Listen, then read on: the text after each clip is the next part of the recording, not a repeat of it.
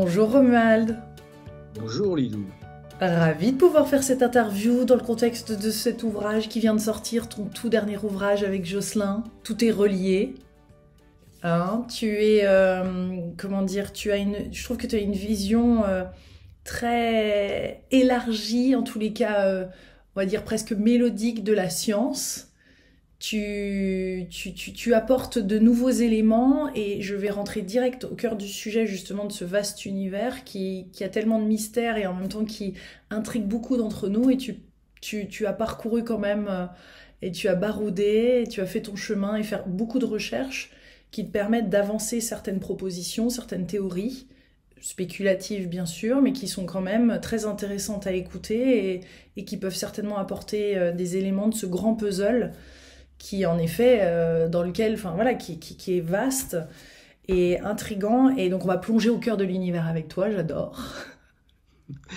Merci Lilou. Écoute, c'est le fruit de 25 ans de recherche déjà, hein, c'est-à-dire de recherche en plus pluridisciplinaire, Ouais, puisque ma fonction première c'est d'être ethnobotaniste et donc d'avoir voyagé auprès des peuples premiers principalement en Amazonie, hein, puisque je suis un spécialiste du chamanisme amazonien et des plantes de vision. Et si tu veux, de fil en aiguille, cette recherche principale m'a amené à avoir une vision complètement plurielle, si tu veux, de mon sujet de recherche. Donc, m'intéresser à la fois de la psychologie, de la philosophie, de la physique même, donc des champs d'investigation qui au départ ne sont pas les miens, mais par curiosité, on va dire, et par aussi des événements synchronistiques, j'ai été amené à faire des expériences assez fortes. Et avec 25 ans de recul, de façon rétrospective, je m'aperçois que ce livre, il est vraiment un patchwork qui permet de comprendre, à mon sens, une sorte de toile de fond du réel. Voilà, quoi, en fait. ouais. Moi je l'ai trouvé captivant. Alors on va direct parler de l'univers parce que tu le compares à un cerveau. Oui, oui, alors ça, c'est super intéressant parce que j'ai une intuition visuelle au départ que moi j'avais eue il y a déjà une dizaine d'années quand on a commencé à avoir les premières images de distribution de matière dans l'espace stellaire, que ce soit ce qu'on appelle les filaments galactiques, c'est-à-dire la répartition de la matière stellaire, si tu veux, des étoiles et des galaxies, qui ressemblaient à un réseau. J'ai dit, tiens, on dirait quand même des neurones. Et puis aujourd'hui, tu as carrément des physiciens qui vont beaucoup plus loin et qui se sont associés. Et là, c'est tout l'intérêt justement des rapports interdisciplinaires, qui se sont associés avec des spécialistes du cerveau et qui font plus que des comparaisons. Ils se rendent compte qu'en fait, la structure est quasiment en miroir. Et ça, c'est quelque chose qu'on retrouve dans la pensée des peuples natifs, notamment chez les chamans en Colombie, les chamans amazoniens Tucano, qui décrivent l'univers depuis des centaines d'années comme un cerveau humain. Alors eux, ils n'ont pas utilisé des télescopes comme le James Webb ou le Hubble ou des supercalculateurs pour pouvoir modéliser cette répartition de la matière dans l'espace, si tu veux, stellaire. Ils ont utilisé des voies intuitives, introspectives, par le biais notamment des plantes de vision. Alors là-bas, on n'appelle pas ça l'ayahuasca, on l'appelle le yaré, et ça leur a donné la même perception que des scientifiques. Si tu veux, le livre, il est construit comme ça. Il est construit toujours entre des espèces de mise en miroir comme ça, entre le savoir des chamans et le savoir de pointe aujourd'hui des scientifiques qui sont même à l'avant-garde de notre science occidentale, si tu veux. Ouais. Quand on dit que l'univers est principalement fait de vide, est-ce que tu peux nous expliquer tout ça? Parce que ça nous paraît tellement difficile. Parfois, il y a tellement de matière autour de nous, tout a l'air tellement solide que on a du mal à concevoir que 99,9999% de cet univers est finalement vide. Et qu'est-ce que Oui, ça bah veut ça dire c'est et la... quelle est l'implication de tout ça finalement sur nos vies et sur la conscience? Alors, si tu veux, déjà, ça nous ramène à la physique, parce qu'au départ, la matière, si tu veux, c'est quelque chose de solide. Si tu prends un caillou, c'est dense, il y a une densité. La physique a montré, notamment par le biais des recherches de la physique quantique au début du XXe siècle, qu'en fait, lorsqu'on descend dans les profondeurs de la matière, on s'aperçoit qu'on trouve pas, on trouve pas on trouve pas beaucoup en fait de constituants. On s'aperçoit qu'on a du vide. Les électrons, les particules sont constituées quasiment majoritairement de vide. Et plus on descend en fait encore dans ce monde quantique, et là on a vraiment des potentialités, c'est-à-dire des superpositions d'états et au final, on a ce fameux vide quantique qui serait la source, la matrice de la réalité. Et il y a beaucoup de chercheurs aujourd'hui qui font le lien entre le vide quantique et directement la conscience. C'est-à-dire que l'espace physique, dit physique, l'espace qui nous environne ici dans cette pièce, a une composante de base qui est psychique, c'est-à-dire qui est en relation directe avec notre conscience, avec nos intentions. Et ça, c'est absolument vertigineux. Et c'est la physique de demain. C'est vraiment ce qu'on appelle la physique de l'information, en fait. Ouais. Mais ce qui est passionnant, c'est quand tu commences à aborder aussi l'eau et les propriétés de l'eau, et comme quoi l'eau finalement pourrait être encodée et serait encodée, et elle fait partie de cet univers aussi, et elle transmettrait de génération en génération, je veux dire de décennie, millénaire en millénaire, l'information qui finalement vient jusqu'à nous maintenant et qui est aussi accessible. Donc c'est quand même énorme cette propriété morphogénétique et cette facilité d'encodage et de transmission qu'a l'eau et à quel point tout ça se place quand même dans un... Enfin, je veux dire, c'est un élément clé de pouvoir découvrir, en tout cas de trouver peut-être pas des solutions, mais d'éclaircir ce mystère qu'est l'univers. Ça reprend en fait dans ce chapitre sur l'eau, parce que le livre est constitué de chapitres au final assez différents, mais avec un fil rouge bien sûr sur tout le livre.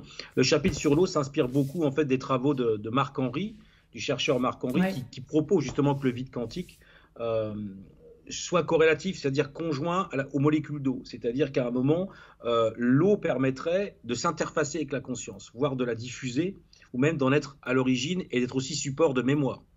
Donc c'est vertigineux parce que c'est vrai que Marc va jusqu'à émettre l'hypothèse que on est constitué au niveau du corps je crois que c'est presque 80-90% d'eau, et qu'en fait on a une mémoire aqueuse, donc par l'eau de notre corps, et que cette eau en fait elle emmagasinerait des gigaoctets d'informations qui seraient notre vie entière.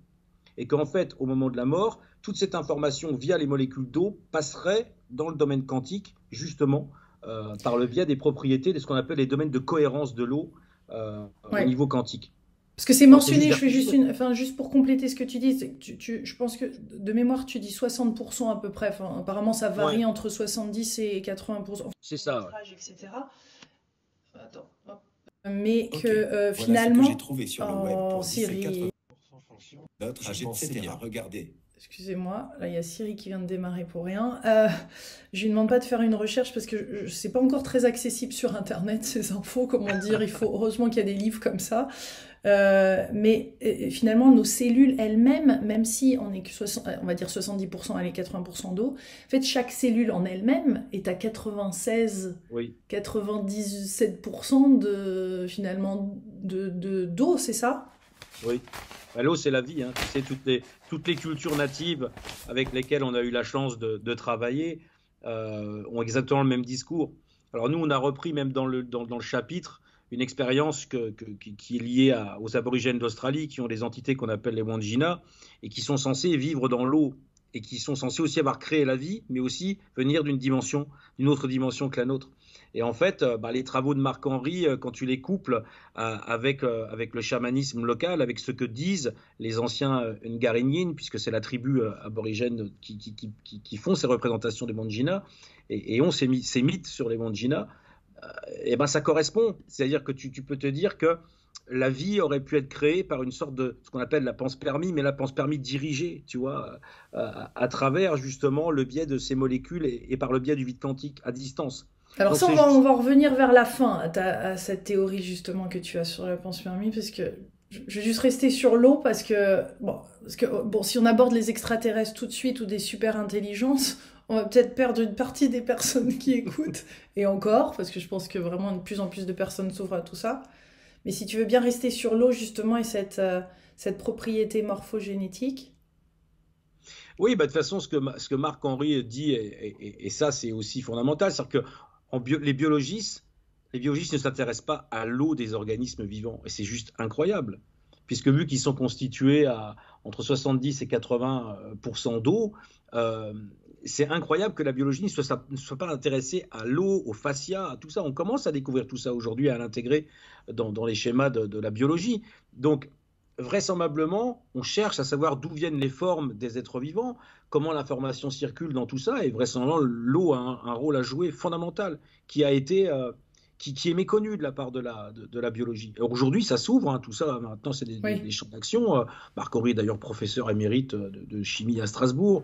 Voilà, donc si tu veux, ce qui se passe aujourd'hui, c'est vraiment une grande convergence des savoirs intuitifs, que ce soit des savoirs de nos intuitifs à nous, hein, des gens qui sont connectés à des informations, et les savoirs intuitifs traditionnels des peuples premiers convergent vers des recherches scientifiques de pointe. C'est vraiment le fil rouge de notre livre aussi, tu vois. Ouais. Vous abordez le son aussi et les vibrations. Oui. Ce lien entre son, vibration, eau, on Oui. touche vraiment on a l'impression à la création de l'univers, presque au Big Bang, à des transmissions aussi qui ont été faites dans d'autres civilisations, des initiations. On a l'impression que vraiment on touche à quelque chose qui est essentiel là. Oui, dans la médecine chamanique, il y a une dimension qui est complètement informationnelle. On sait que dans l'homéopathie, par exemple, il y a ce phénomène de dilution où, au final, on peut imaginer que l'homéopathie fonctionne par rapport à ce que Benveniste avait découvert la mémoire de l'eau, par exemple. Et ce qui est vraiment fondamental, c'est que moi, sur le terrain en Amazonie, j'ai travaillé avec des chamans qui soignaient donc avec des décoctions végétales. Et un jour, je me souviens, le chaman n'avait plus la plante qu'il avait besoin pour soigner en fait son patient. Et il dit, bah, c'est pas grave, je vais chanter l'esprit de la marossa. La marossa, c'est une plante amazonienne. Je vais chanter l'esprit de la marossa sur un verre d'eau. Donc, l'esprit de la marossa, c'est un icaros, c'est un chant qui, au final, a la signature informationnelle de l'esprit, hein, ou du remède, même physiologique, physique. Il dit, mais donnez-moi de l'eau claire, je vais chanter le chant de la marossa, et donc, je vais donner à mon patient à boire. Ça sera comme s'il y avait du jus de marossa. Donc c'est incroyable parce que ça veut dire que là, on est sur une médecine informationnelle à 100%. C'est-à-dire que le chaman émet des fréquences sonores qui sont liées à une signature informationnelle que l'on voit dans le monde des visions, que l'on apprend par la diète initiatique. Il la transmet dans de l'eau qui devient support de la conscience, donc d'une forme d'information conscientisée. Et à ce moment-là, quand le patient la boit, effectivement, c'est comme s'il prenait le vrai remède physique, si tu veux, de la plante. Comment, en transmettant toutes ces informations, comment faire que ça soit mal interprété ou peut-être mal appliqué dans nos vies de tous les jours ou peut-être retranscrit par d'autres personnes qui n'ont pas la totalité du savoir, l'assise, l'implication que tu as Ouais. eue, etc. Comment être vraiment responsable de cette information? C'est très difficile. Tu sais, quand j'ai été amené à faire le chapitre sur l'ayahuasca dans le livre d'Olivier Chambon et de Jocelyn Morisson sur la révolution psychédélique, il y a tout un chapitre sur l'ayahuasca. On m'a demandé justement de savoir si les pratiques chamaniques amazoniennes, on pourrait facilement les intégrer à la médecine occidentale. On est en fait sur des paradigmes qui sont complètement différents. Et tant qu'on n'arrivera pas, si tu veux, à un moment à les faire coïncider, à ce qu'il y ait des rapprochements en termes de vision paradigmatique, c'est-à-dire en termes de représentation de ce qu'est un soin, comment fonctionnent les remèdes et tout ça, on sera toujours dans des relations d'opposition complexes. C'est pour ça que moi je dis qu'il faut être prudent. Je ne suis pas prosélyte de toutes ces médecines, hein. J'étais l'un des premiers à tirer la sonnette d'alarme par rapport à l'utilisation de l'ayahuasca en disant attention, n'allez pas trop vite parce que tout le monde s'y intéresse, tout le monde veut en prendre et c'est quand même une médecine qui a ses protocoles. Il faut avoir des vrais chamans, il faut qu'elle soit bien préparée et puis il y a toujours quand même des risques. Et en plus, c'est interdit dans beaucoup de pays occidentaux, il faut aussi le rappeler. Donc si tu veux, le chercheur que je suis se doit d'avoir une vraie dimension éthique et d'amener ces choses-là pour qu'il y ait un vrai débat, des études et que ça soit pas, je peux pas vous dire ah, c'est génial, allez-y, faites-le. Non, il faut toujours être prudent. Ça, c'est quand même la démarche éthique qu'on doit avoir en tant que chercheur. Mm. De même quand tu parles du son comme ça et de pouvoir transmettre à l'eau et que cette eau soit médicinale. Bien sûr, bien sûr. Tout ça, je pense que c'est pas uniquement de transmettre à l'eau. Pour transmettre à l'eau, il faut avoir reçu. C'est ça, c'est ça la finalité. Et avoir reçu, les chamans, pour recevoir ces informations, ont des processus et des protocoles de diète initiatique, d'isolation dans la forêt. C'est très long. Un vrai chaman amazonien, il va s'isoler des fois 6 mois dans la jungle, où il va pas avoir de communication sociale, où il va rester en dialogue avec ses rêves, où il va prendre les plantes de vision, il va diéter des plantes pour que dans ses rêves se manifestent des espaces où il va être enseigné par ces esprits des plantes, qui vont lui dire comment préparer les remèdes, comment. Donc ça peut pas se faire en disant tiens, il paraît que juste en chantant du son, je peux informer l'eau. Non, il y a un vrai cursus, entre guillemets, même si j'aime pas le mot cursus, il y a un vrai enseignement à recevoir de la Oui, pratique d'où c'est chamanique. notre responsabilité aussi quand on est à la recherche de nouvelles solutions, d'aller vraiment enquêter ou de regarder, d'écouter bien sûr son cœur, mais aussi de regarder le CV de la personne. Oui, ça, ben, bien sûr, ben, ça, de toute façon, ça, c'est ça, c'est le b.a.-ba. Et puis il y a aussi le feeling aussi, vous sentir quand même aussi avec qui vous allez travailler. De toute façon, pour moi, en Amazonie, ça a beaucoup changé ces dernières années. Moi, j'ai eu la chance, à la fin des années 90, de travailler avec des chamans, des vieux chamans qui sont pour la plupart décédés, mais qui étaient d'une autre génération, si tu veux. Et par exemple, aujourd'hui, il y a beaucoup de gens qui payent pour aller prendre des cérémonies. À l'époque, ils n'auraient jamais fait payer pour une cérémonie. Moi, les anciens, ils disaient, mais Romuald, si tu me donnes de l'argent, moi, mes esprits, ils vont plus travailler avec moi. Tu vois, il faut que tu m'amènes quelque chose, juste une nouvelle machette ou des bottes en plastique ou quelque chose pour les enfants ou de la nourriture. Don contre don, mais jamais de l'argent, parce que sinon, à un moment, les esprits vont m'abandonner. C'était ce qu'il disait, en fait.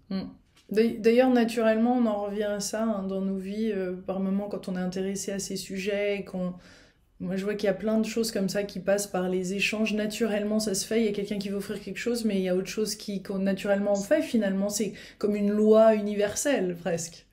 Oui, bah c'est le don et le contre-don, c'est comme ça que ça fonctionne, avec des instances invisibles, comme avec nous-mêmes. Donc, il faut respecter, il y a des codes en fait. Et si on n'a pas ces codes, qui sont des codes tout simplement de respect, hein, et ben, ça peut effectivement pas forcément être optimal, ouais, bien sûr. On va parler de la mort, c'est vrai qu'on parlait tout à l'heure de l'eau, de cette, tu le mentionnais aussi que c'était cette interface entre le visible et l'invisible. Pour ce qui est de la mort que tu abordes avec Jocelyn dans ce livre-là, forcément, hein, c'est difficile de ne pas aborder ce sujet, non?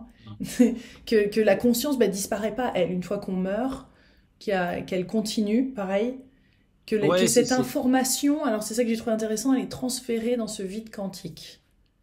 Ouais, mais en fait, je pense qu'elle y a toujours été.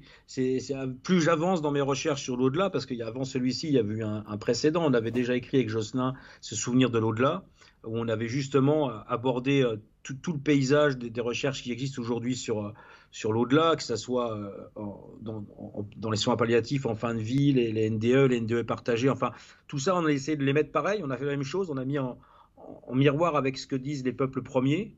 Et on s'est aperçu qu'il y avait une cohérence extrêmement importante, bien sûr, puisqu'on y sommes tous des êtres humains. Mais aujourd'hui, plus mes recherches avancent, plus j'ai eu des signes aussi, puisque j'ai perdu mes parents, moi, l'année dernière, à 6 mois d'intervalle. C'était très brutal quand même. Et franchement, à cette période de ma vie, moi, malgré les livres que j'ai écrits, mes convictions que j'ai sur l'au-delà, quand tu es dans le deuil, quand ça vient de se passer, j'aurais tendance à dire que toutes mes croyances étaient à plat, tu vois. Était à plat. Quand j'étais devant le corps mort de mes parents, j'étais vraiment au fond, quoi, tu vois, et dans la matière, à te dire, waouh, mais mon Dieu, et s'il n'y avait rien, machin, tu vois, tu as tout un instant, vraiment des doutes qui arrivent, qui reviennent comme ça, qui sont des choses culturelles. Et là où je m'attendais pas du tout, parce que j'étais pas bien, j'ai eu des signes juste incroyables de mes parents, qui sont des signes qui sont pas que des signes déjà très forts par leur improbabilité au niveau de leur manifestation, mais qui sont des signes qui enseignent, qui donnent des renseignements sur cet au-delà, qui permettent justement d'essayer de le circonscrire, ou en tout cas de le comprendre. Et ce que je comprends aujourd'hui, c'est qu'en fait, la conscience vit dans la temporalité. Une partie de nous, même avec un corps subtil, existe avant notre naissance et existe forcément après. Parce que j'aurais tendance à dire qu'on a toujours été et qu'on sera toujours, tu vois, dans la temporalité. Et ça, c'est juste vertigineux. Et ça rejoint, bien sûr, les traditions que Jocelyn aborde dans le livre, comme l'Advaita Vedanta de l'hindouisme, de se dire qu'en fait, mais qu'est-ce qu'on est aujourd'hui? Et ça, c'est aussi en lien avec le philosophe Bernardo Kastrup qu'on aborde dans notre livre. Je pense qu'on est les premiers en francophonie à parler de Bernardo Kastrup, qui est un grand philosophe qui va certainement éblouir le XXIe siècle, un philosophe néerlandais qui nous montre, en fait, à travers un livre qui va paraître, là en français aussi, qui nous montre comment le matérialisme ne tient pas, en fait. Quand on est vraiment un vrai sceptique et qu'on analyse la réalité, le matérialisme ne tient pas. Mais ce qui est extraordinaire, c'est qu'il nous explique que qu'est-ce qui existe au final? C'est la conscience. La conscience, c'est quoi? C'est l'expérience. Voilà. L'expérience que je vis là dans l'espace, c'est ma conscience. Elle n'est pas dans mon corps ou dans ma tête, ma conscience. Elle est cette expérience globale que je suis en train de vivre. Et c'est assez extraordinaire de penser ça, parce qu'au final, à la mort, il y a certainement un switch où en fait, c'est comme si on prenait un peu de recul par rapport à cette représentation qu'on a de soi-même, et puis se dire, waouh, mais il n'y a rien qui disparaît. Le jeu du sujet, en fait, il est la réalité complète. Il est l'univers entier, si tu veux. Ouais, donc on aurait presque une expérience holographique. Complètement, complètement. Et c'est ça qui est vertigineux, parce que même le corps a cette mémoire holographique de notre vivant. Tu vois, les gens qui font ce qu'on appelle la vision à distance, tous ces phénomènes intuitifs, en fait, se connectent à l'univers par leur corps, par des ressentis euh, qui passent par le corps, par des expressions aléatoires du corps, des mouvements, des danses. Et c'est ça qui est vertigineux. Tu vois, quand on a fait le chapitre sur les constellations familiales dans le livre, Oui, très Consteller bien, oui. l'espace-temps, Oui. on a vraiment perçu que dans certaines conditions, lorsqu'on ritualise l'espace, lorsqu'on va donc le conscientiser, cet espace devient un espace psychique, un espace où peuvent se manifester différentes strates de niveau de la réalité, si tu veux. Hein, et moi, j'ai eu la chance ou la malchance, j'en sais rien, puisque j'ai fait les constellations familiales à un moment de ma vie en 2015 où je n'allais pas très bien suite à la séparation avec ma compagne. Et, euh, et je me suis retrouvé à explorer ce territoire, cette pratique, où j'ai très vite vu des correspondances avec le chamanisme, avec les danses même de certaines ethnies que j'avais pu côtoyer. Et c'est incroyable parce que du coup, tu vas jouer comme une sorte de rôle en tant que représentant, mais tu incarnes vraiment, le dispositif de l'espace incarne une scène, une histoire, une dramaturgie qui peut être dans le passé comme elle peut être dans le futur, tu vois, c'est juste incroyable. Hmm. Et qu'est-ce que toi tu as découvert justement à travers des constellations familiales pour toi-même? Bah, écoute, moi, celle que j'avais fait qui m'avait vraiment le plus marqué, c'était celle qui devait régler ma problématique. Donc, j'avais fait avec un spécialiste qui s'appelle Lucien Essic, qui est quelqu'un d'assez connu, qui a écrit plusieurs livres sur les constellations familiales. Et puis, moi, je connaissais pas trop et je me disais, au début, le côté théâtral me gênait un peu. Oui. Mais bon, lui, il disait, coupez votre mental, ne parlez pas, laissez venir. Et il y avait d'autres représentants qui étaient quand même des gens qui avaient été formés à ça.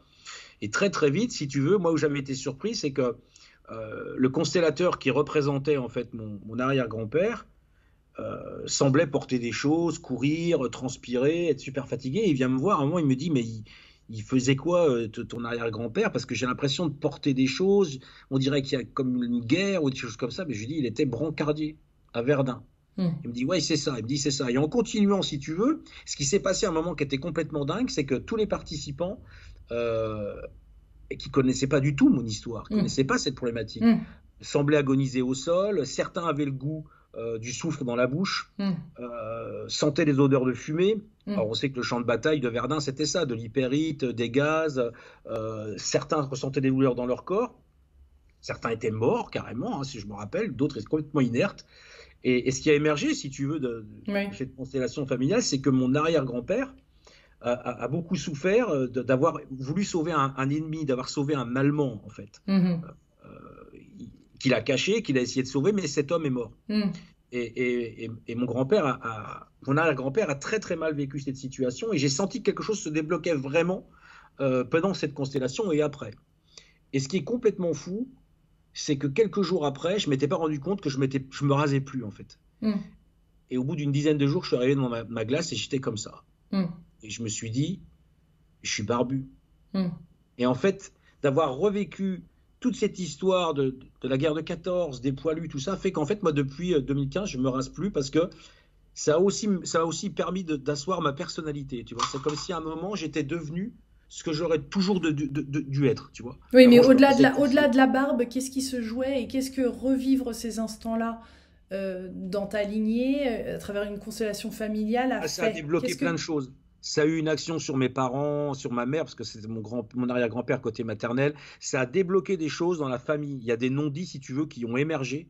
Hein, ça a vraiment, c'est comme si tu avais, c'est comme une séance d'ostéopathie, mais pour la lignée, quoi. Tu vois, c'est-à-dire que ça te débloque des nœuds et tu sens que les gens vont mieux, alors que eux n'ont pas fait la constellation. Mais moi, je sais que ma maman, avant de décéder, elle avait vraiment libéré beaucoup de choses, elle aussi, tu vois. Ça me rappelle un peu cette histoire qui est relatée aussi dans le livre, de la forêt qui est entièrement liée, que tous les végétaux sont liés et communiquent entre eux, et que là, tu es en train de dire finalement le fait de débloquer ça à un moment à travers la constellation familiale, au travers de d'autres personnes qui jouent ce rôle-là, Ouais. refaisais partie consciemment de cette toile, tout comme les végétaux sont tous reliés, et là, d'une manière cosmique, en fait, finalement, tu retrouvais ta place dans cette grande danse Ouais. universelle. C'est très bien dit, c'est exactement ça. En fait, c'est exactement ce que tu décris. C'est-à-dire qu'à un moment, tu as dans cette espèce de toile du réel, qu'on voit très bien d'ailleurs hein, dans le chapitre sur les végétaux, puisque Ouais. on va même nous plus loin de dire que non seulement effectivement les plantes ne sont pas qu'interconnectées par les racines avec un système racinaire qui rappelle un cerveau, aussi en symbiose avec les fongistes, les champignons, on va plus loin en disant que cette architecture physique du cerveau de la forêt, il a aussi des états mentaux. C'est-à-dire que quand on va se balader en forêt, on marche sur des rêves. Hein. Ce réseau, il a une activité consciente, il a une activité cognitive avec une intériorité, comme nous, on a une subjectivité aussi. Donc, quand tu vas dans les constellations familiales dénouer certaines choses dans le passé, parce que ce réseau, il est distribué dans le temps et dans l'espace, donc si tu veux, il n'y a pas vraiment de futur, il n'y a pas vraiment de passé, tout est relié, sans revenir sur le titre du livre, mais qui était une évidence, ce titre. Mm. Mais si tu veux, quand tu agis sur une maille du réseau, tu vas vraiment comme sur les méridiens d'acupuncture, tu vas agir sur tout le système, tu vois. Et c'est un système qui est non seulement transgénérationnel humain, mais qui va bien au-delà de ça, puisqu'il est aussi relié à l'origine de la vie, à l'origine des espèces, à leur phylum, à leur réseau de vie, en fait, si tu veux. Mm. Justement, alors, cette théorie, justement, sur cette super intelligence qui est intervenue sur Terre et qui fait que nous sommes qui nous sommes et en train de vivre en ce moment ce que nous sommes en train de vivre. Comment est-ce que tu pourrais nous en parler un petit peu plus pour bien comprendre? Bah, ça reste quand même majoritairement un mystère. Alors après, on peut l'appeler de différentes façons. On peut l'appeler Dieu, on peut l'appeler l'intelligence, on peut l'appeler la vie, on peut l'appeler. Pour moi, c'est un On peut tout, appeler si ça tu des veux. extraterrestres aussi, on peut appeler ça des intelligences supérieures Il peut y qui... avoir des intelligences supérieures, bien sûr, et des hiérarchies dans tout ça, certainement. Euh, Moi, ce que je comprends, c'est aussi en lien avec mes autres recherches, ce que je comprends aussi, c'est que la source de l'origine du vivant, elle n'est pas forcément dans le passé. Elle est vraisemblablement pour moi dans l'avenir, à chercher dans le futur. Et ça, c'est aussi vertigineux. Parce qu'en fait, tu vois, moi, je suis très théardien, c'est-à-dire Teilhard de Chardin qui parlait de la noosphère et qui parlait de ce fameux point oméga qui sera un attracteur dans le futur qui guide le vivant, en fait, qui l'organise, qui lui fait prendre Hmm. les bonnes lignes d'évolution, si tu veux. Il y a un côté très, très finaliste dans tout ça, mais je suis aussi très bergsonien. Et forcément, si tu veux, pour moi, euh, là où on regarde souvent dans le passé, que ce soit pour comprendre l'origine de l'univers, on va vers le Big Bang. Pour l'origine de la vie, on cherche des êtres unicellulaires primordiaux qui seraient à l'origine de tout. Mais je pense que la source, c'est déjà de la conscience. La source, c'est déjà quelque chose de conscientisé et qui a une action dans le futur. Donc je pense qu'on regarde en fait du mauvais côté. Ce qui est logique puisqu'on a été appris, on a appris depuis notre enfance qu'il y a un continuum du Oui, temps qui va uniquement du qui est passé linéaire, vers le ouais. futur. Voilà, linéaire. Or, les pensées justement des peuples natifs ne sont pas des pensées linéaires, ce sont des pensées circulaires. Ils ont tout simplement ils observé, ils se sont rendus compte que le temps, il était le temps de la nature, le temps des saisons est un temps cyclique avec des processus qui partent et qui reviennent. Donc c'est pour ça aussi que tous ces peuples, bah, bien sûr, conçoivent et intègrent un au-delà parce que forcément les choses reviennent toujours et rien ne peut disparaître, tu vois, au niveau de l'information. C'est aussi ce que disent les recherches sur l'eau de Marc-Henri, c'est-à-dire que la mémoire de toutes nos vies, de tout ce qu'on a engrammé ne peut pas disparaître, l'information ne peut pas se perdre, tu vois. Et ça, c'est juste extraordinaire aussi parce que c'est hyper rassurant de se dire que tout ce qu'on vit ne se perd pas. On ne peut pas dire oh, j'ai perdu mon temps, ça n'existe pas, ça, tu vois. C'est... Oui, Rien n'est oui. perdu. Toutes ces expériences sont consignées, en fait. De même que l'ère glaciale n'était pas un hasard. Bah, bien sûr, bien sûr. Tout a une fonction dans l'évolution, tu vois. Et tu prends même ne serait-ce que ce switch qu'il y a eu il y a 65 millions d'années, c'est-à-dire si les dinosaures et les reptiles étaient restés des espèces majoritaires, on serait certainement pas en train de se parler là, ou alors on aurait une autre apparence peut-être plus reptilienne. Mais alors, qu'est-ce qui s'est passé au niveau de notre ADN? Qu'est-ce qui s'est passé au niveau de notre humanité? Enfin, je veux dire, en tant qu'humain, qu'est-ce qui s'est passé à un moment? Certains en parlent, Greg Braden et d'autres. Toi aussi, tu en fais quand même. Tu parles de cette. Pas de ce côté hybride, mais de cette, j'ai envie de dire, injection ou un truc qui a bifurqué à un moment, quand Il y a même. eu une influence. Alors, il y a différentes théories. Il y a ce qu'on appelle l'exogénèse. Il y a des gens qui pensent que nous sommes les produits d'hybridation génétique entre des races aliens et des êtres humains. Voilà. Ça, c'est plutôt pour moi, hein, c'est plutôt l'hypothèse simpliste de base. Moi, je pense qu'il y a une influence, mais elle s'est faite par la conscience. Ouais. Hein, c'est ce qu'on a essayé de montrer avec l'hypothèse d'Evangelina, c'est que peut-être la vie a été créée à distance, à travers justement des niveaux de conscience, si tu veux, en direction de la matière. Il est certain, en tout cas, que tous les peuples avec lesquels j'ai pu travailler, des aborigènes d'Australie, la Papouasie-Nouvelle-Guinée, l'Amazonie, tous ces peuples disent une chose, c'est que quand ils sont arrivés dans les environnements difficiles, quand leurs ancêtres sont arrivés par exemple dans les marécages de la région des Asmat en Nouvelle-Guinée ou les aborigènes qui sont arrivés dans le désert par exemple, ont toujours été guidés par des entités informationnelles pour s'adapter à l'environnement.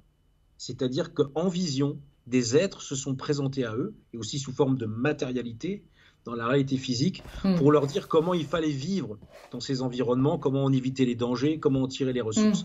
Et ce qui est assez extraordinaire, c'est que quand ces peuples étaient bien adaptés à leur environnement, ces entités ont disparu.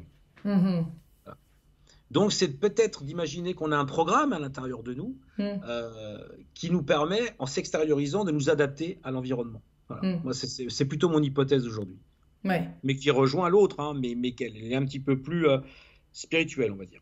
Voilà. Mais donc dans ces cas-là, pour toi maintenant, pour qu'on puisse passer cette étape-là dans l'évolution humaine, il va falloir quand même sacrément s'ouvrir à cette intelligence-là, je veux dire, pour... Mais c'est déjà en cours. Alors, c'est déjà en cours, mais encore plus, j'ai envie de dire, de l'intégrer et d'en prendre conscience. Et ça s'accélère. Moi, j'aurais tendance à dire que là, aujourd'hui, si on est en train de parler tous les deux, c'est parce que ça s'accélère. On est les acteurs de tout ça, les uns et les autres. On est tous en évolution. Oui, mais plus ou moins quand même. Encore de manière très enfantine, j'ai envie de dire. Rappelle-toi comment c'était il y a 20 ans en arrière, sur les questions de la conscience. Il suffit de voir le nombre de magazines qui existent aujourd'hui, les réseaux sociaux, les chaînes YouTube qui se sont ouvertes sur ces sujets. Il y a quand même une vraie prise de conscience, quand même, tu vois. Je crois que pour beaucoup, c'est encore théorique. Je crois que pour beaucoup, c'est pas encore un style de vie au quotidien et une vraie intégration de tout ça et des implications qu'il y a à un niveau universel et cosmique. Je pense qu'on se prend encore trop pour des terriens vivant sur Terre. Oui, ça c'est sûr qu'il y a encore ce phénomène d'isolation, mais ça change. En ce moment, il y a quand même pas mal de signes du ciel, entre guillemets, voilà, dont je parlerai peut-être dans un autre ouvrage, mais en tout cas, il se passe des choses qui sont en train de nous faire évoluer. Déjà, les crises systémiques qu'on est en train de se prendre depuis quelques années sont forcément, malgré leur dureté, malgré le côté difficile de les vivre vraiment pour beaucoup, beaucoup de personnes, sont en train de nous forcer à évoluer. Parce que si tu veux, ces dernières années, on était quand même dans un monde qui prenait conscience qu'effectivement ça n'allait pas au niveau de l'environnement, de plein de choses et tout, mais ça changeait pas vraiment. Mais là maintenant on est devant le mur, hein. Ces crises systémiques, c'est vraiment un mur, et si on veut passer ce mur, on n'a pas le choix que de changer. Donc de toute façon, voilà, on est en pleine mutation, on évolue plus aujourd'hui en 2 ans qu'en 10, voire en 20. Donc tout ça est exponentiel, et moi je suis assez optimiste pour l'avenir, hein. Je dis souvent aux gens dans mes ateliers, j'en dis mais comment vous imaginez l'avenir, tout ça, et la dystopie revient toujours. C'est-à-dire que les gens voient toujours des catastrophes, ça va aller plus mal, machin. Je leur dis, vous êtes formatés par un archétype, c'est celui de l'Apocalypse de Saint Jean. Donc vous pensez, on est performaté depuis 2000 ans pour se dire que pour que ça aille mieux dans l'avenir, il faut d'abord que ça aille mal. Voilà. Et seulement après viendra la révélation de l'Apocalypse. Je pense que c'est une erreur parce qu'on est formaté vers ça. Et à chaque fois, les rêves des gens et à chaque fois, les attentes des gens sont brouillées par la dystopie. Il suffit de voir les programmes que tu as sur Netflix ou ailleurs quand on aborde les questions du futur, si tu veux. Elles sont toujours des questions sous un regard et un angle sombre. Moi, j'essaie d'être optimiste et de me dire qu'on va vers le mieux. Voilà. Ouais. Donc même si on est là sur ce livre, tout est relié, j'aimerais reposer une question sur le futur quand même et se souvenir du futur ou d'autres ouvrages où tu as abordé ça, parce que c'est quand même essentiel d'après ce que je comprends. D'après toi, de le créer, de s'en souvenir, de se reconnecter, qu'est-ce que tu conseilles pour vraiment vivre au mieux ce présent ? Mais moi, j'ai développé une méthode qui est claire et nette et qui fonctionne, qui permet véritablement de recevoir de l'information du futur, si tu veux, à travers son soi, mais aussi de moi à moi, c'est-à-dire de mon moi là qui est dans le présent et de mon moi qui, par exemple, va être dans une semaine. Ça, je sais faire ça. Je l'ai mis en place. J'ai créé des ateliers. On a créé un jeu, Synchronicity, aussi pour que les gens, de façon ludique, puissent s'entraîner à ça. Et on a beaucoup, beaucoup de retours très positifs. Les gens arrivent à créer, si tu veux, ce qu'on appelle une boucle temporelle de la conscience. Donc, je sais que ça fonctionne. Et ça, c'est juste vertigineux parce que quand on prend conscience de ça aussi, ça permet d'avoir une vision du futur qui est différente. Parce que quand on sait qu'on peut l'intentionnaliser, si tu veux, avoir une intention et la voir se reproduire justement en étant guidé par les synchronicités, c'est juste extraordinaire. Parce que sinon, on vit au hasard, en fait. Et si on n'utilise pas le hasard en conscience, qui est au final notre plus précieux allié, parce que sans hasard, il n'y aurait pas cette réalité. Le hasard permet justement à la conscience de modeler le réel à un certain niveau. Et donc, ça permet d'avoir justement un avenir beaucoup plus lumineux, bien sûr. Pour toi, qu'est-ce qui va se passer là dans le futur justement de captivant, de révélateur, de transformateur pour l'humanité, ou là vraiment, comment tu vois ce futur là justement pour nous tous collectivement? Je pense que les gens vont s'ouvrir à leur potentialité. Des gens, dans un premier temps, vont découvrir leur potentiel de conscience, se rendre compte qu'ils ne sont pas limités dans la temporalité. Et ça, ça va être quelque chose qui va être révolutionnaire parce que les gens vont se rendre compte que non seulement ils ont une interaction directe de leur conscience avec le réel, mais qu'en plus, ils peuvent avoir une intention par rapport à cet interfaçage qu'il y a entre la conscience et la réalité physique, parce qu'il n'y a pas de réalité physique au final. Donc si tu veux, quand les gens collectivement vont se rendre compte que on est dans un mode de vie qui est non duel, qu'il n'y a pas le réel extérieur et ma psyché, voilà, ça va être juste révolutionnaire. Tu sais, quand je dis ça des fois aux gens, les gens me disent « Oui, mais enfin, vous voyez bien, extérieurement, c'est pas moi qui le crée, tout ci, tout ça. Moi, je suis moi, mais le voisin, c'est mon voisin. Et les arbres et la forêt, c'est les arbres et la forêt. » Je leur dis « Oui, mais quand vous êtes en rêve, vous vous identifiez. Quand vous revenez d'un rêve, vous dites « Ok, j'ai fait ci, j'ai fait ça. » Vous avez un moi onirique. Mais à aucun moment, vous allez effectivement vous identifier aussi aux autres protagonistes du rêve, au paysage du rêve dans lequel vous étiez. Or, tout est créé par votre esprit. Quelles sont les implications de tout ça sur la santé? Sur la santé, ça peut juste être vertigineux, mais là, on marche sur des œufs encore. Tu sais qu'on est en France. Déjà, tu marches sur des œufs, j'ai envie de dire. Donc, bien sûr que ça peut avoir des incidences extraordinaires. Toutes ces recherches sur la médecine informationnelle peuvent créer une médecine qui est moins invasive, moins destructrice, beaucoup plus harmonieuse. Tu parlais au début de notre interview, tu disais que j'avais une vision de la science qui était très harmonique, et c'est vrai. Je pense vraiment qu'il faut qu'on imagine des protocoles de recherche, des théories qui fonctionnent comme des mélodies, comme des symphonies. Idem pour la santé du futur, tu vois. Je pense vraiment qu'aujourd'hui, c'est en train de se dessiner. Il y a des rapprochements intéressants. Moi, l'autre jour, à un atelier, j'avais un médecin généraliste, j'avais des psychologues, des chercheurs en sciences cognitives. Donc, il y a un intérêt. Il y a vraiment un intérêt constant de plus en plus maintenant pour des rapprochements entre les disciplines. Voilà, ça me paraît évident et ça aura des conséquences sur la médecine, bien sûr, extraordinaires. Surtout pour le patient, qui du coup va être réhumanisé. C'est ça qui est important, parce qu'aujourd'hui, le souci, c'est que le patient, c'est un numéro, on n'a pas le temps de s'occuper de lui parce que le système de santé est quand même, je parle pour la médecine allopathique, le système de santé est quand même très amoché, et donc vous êtes un numéro, vous avez des rendez-vous dans 3 mois, 4 mois, et l'humanité dans tout ça, c'est quand même le lien, tu vois, dans le chamanisme, on dit l'influence qui guérit, quoi. Le rapport entre le thérapeute et son patient est super important. Il faut qu'on retrouve ça, absolument. Oui. Et que les doutes que le thérapeute peut avoir aussi va être d'une énorme importance par rapport à l'effet de la thérapie aussi. C'est-à-dire que c'est fou l'influence que ça a d'une personne. Chaque rencontre, l'influence, le doute, la peur d'un autre, sur le collectif, c'est dingue. La peur quand même dans l'ensemble passe par ces mêmes neurones, passe par ces mêmes connexions, ou comment est véhiculée et voyage la peur versus, tu vois, la conscience?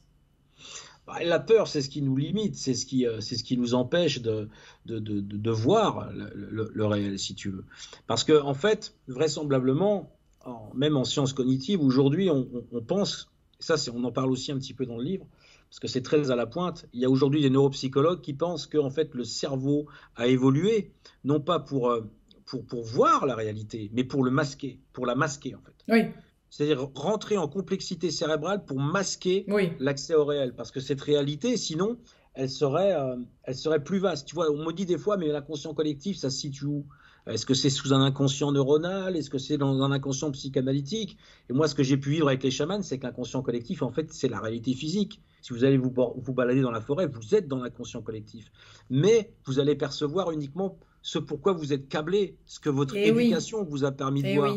Donc tu vois, c'est comme, pour reprendre une métaphore qui est intéressante, c'est en plein midi, quand il y a du soleil, les étoiles, elles sont derrière le ciel bleu. Eh ben, c'est pareil pour l'inconscient collectif. Quand on est dans l'état de veille qui pourrait correspondre justement à la lumière du soleil, quand on est dans l'état de veille, qu'on est pleinement réveillé, qu'on se balade dans la nature, il faut penser que l'inconscient collectif, il est derrière aussi nos perceptions. Il est dans cette lumière-là, si tu veux.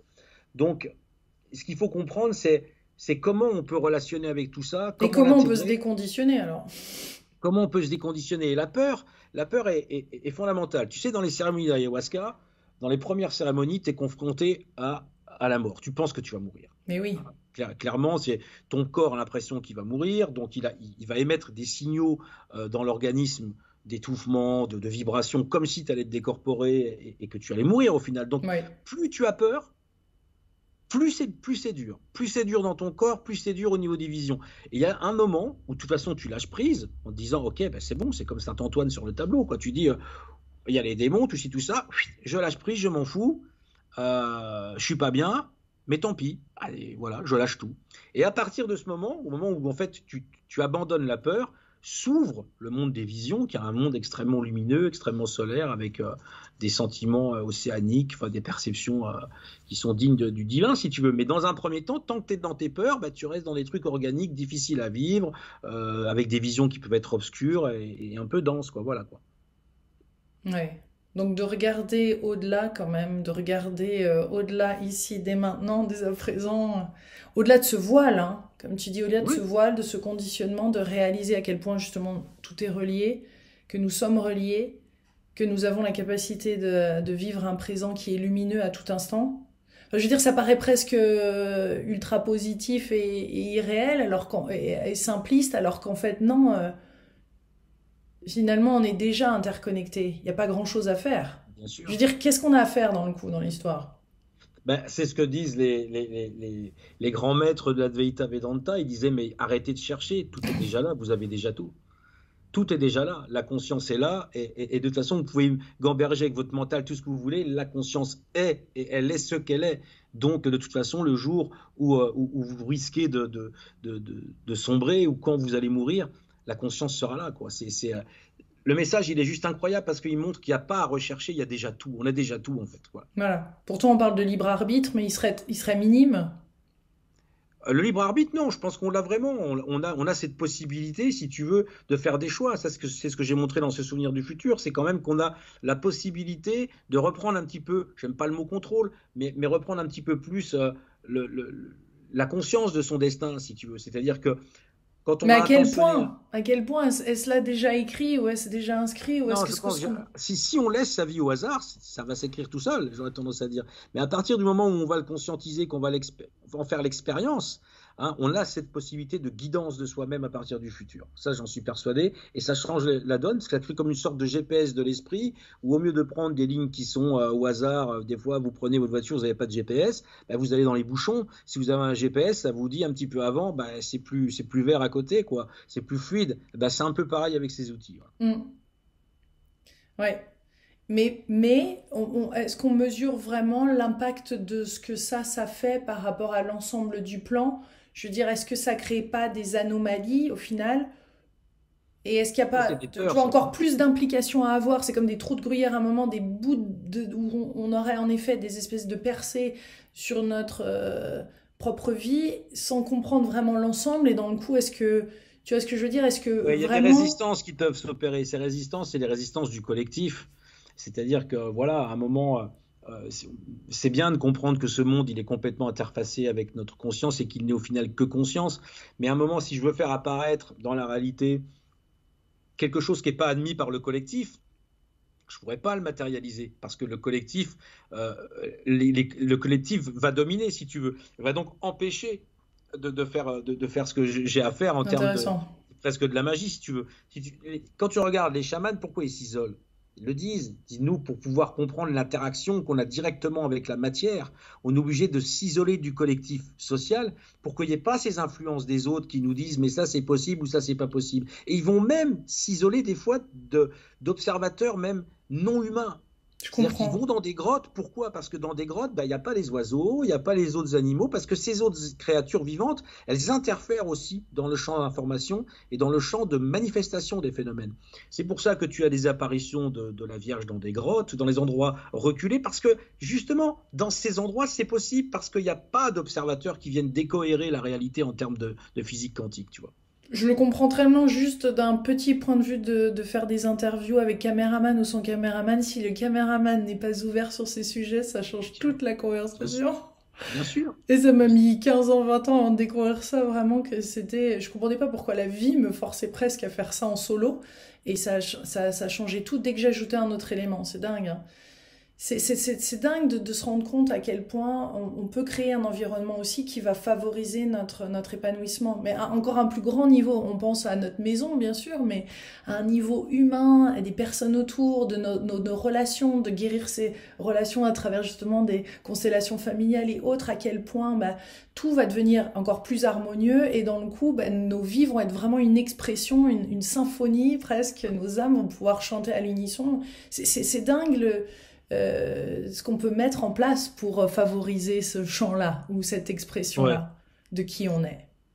Et ça, c'est merveilleux parce qu'aujourd'hui, justement, on a les outils, non seulement nos outils à nous, d'occidentaux, mais on a aussi les outils qui nous viennent des autres cultures. Et ça, c'est extraordinaire parce que ça ramène déjà l'unité dans notre humanité, au-delà de nos différences et de notre multiplicité. Et ça, je trouve ça extraordinaire de voir aussi en anthropologie comment maintenant on a une vraie relation avec les entités non humaines, que ce soit les animaux, que ce soit les plantes, mais c'est aussi les esprits, tu vois, donc c'est juste extraordinaire de voir comment les choses ont évolué depuis une vingtaine d'années, et moi je reste très optimiste, voilà. Merci beaucoup Romal, comment on peut te retrouver? Tu parlais de stages tout à l'heure, de séminaires, est-ce que tu en fais souvent ou est-ce que tu sors des fois de ta grotte? Ouais, je sors des fois de ma grotte, bien sûr. Écoute, j'ai pas mal d'événements à venir là sur Paris, des conférences, des visios. Les ateliers en général, je les annonce sur mon Facebook, voilà. Donc. Sur Facebook, pas forcément sur le site. Ok, on se pluguera sur ton Facebook. Ouais, il faudrait que je refasse un site. Je crois qu'il est désactivé, il me semble. Donc, mais je suis en train de créer des choses assez extraordinaires. Peut-être qu'on pourra en reparler d'ailleurs dans une autre vidéo. Je suis en train de préparer en fait des outils qui vont nous permettre d'expérimenter ça collectivement à grande échelle, parce qu'il faut que ça, faut que ça aille plus vite. Voilà. Très bien. Bon, tu nous diras quand tu seras prêt. On en reparle. Un petit peu plus. Mais merci beaucoup et merci à Jocelyn aussi d'avoir coécrit avec toi. Tout est relié aux éditions Maggie et Daniel. Merci beaucoup. Merci, je t'embrasse. À bientôt. Merci, au revoir.